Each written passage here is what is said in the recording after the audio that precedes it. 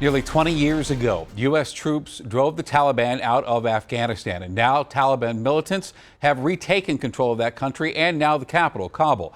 And it happened in just over a week. President Biden is now warning the Taliban not to interfere with U.S. evacuations from that country, promising, quote, devastating force if necessary. And the images coming out of Afghanistan are just devastating today, showing the desperation to flee that country.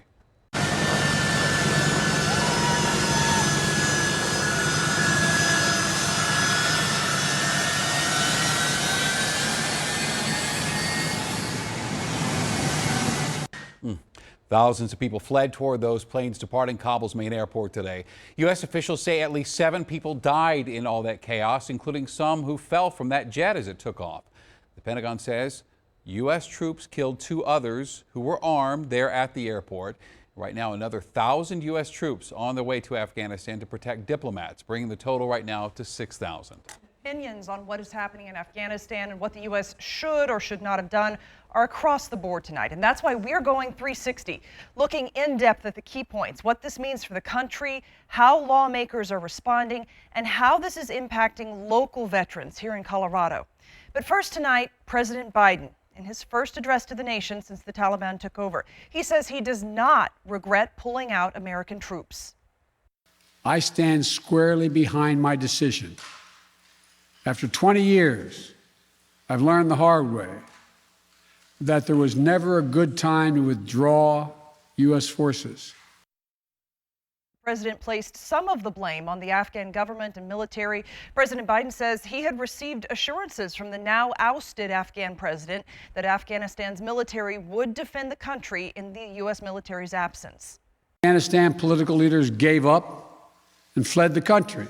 If anything, the developments of the past week reinforced that ending U.S. military involvement in Afghanistan now was the right decision.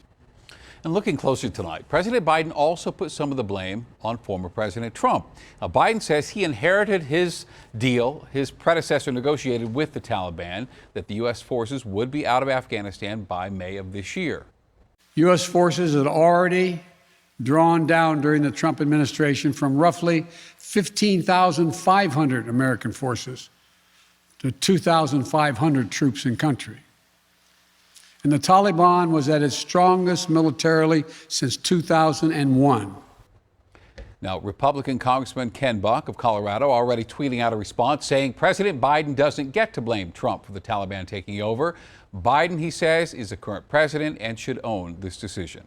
Another lawmaker from Colorado responding tonight, Representative Jason Crow. Today he was joined by veterans who served in Afghanistan and other lawmakers, including former Secretary of State Madeleine Albright. The United States has a moral responsibility and a national security interest in ensuring the protection of these Afghan allies, as well as those who directly supported our military mission. As a veteran himself, Representative Crow's main message was similar to Albright's, saying getting allies and troops safely out of the country should be the top priority. We see you.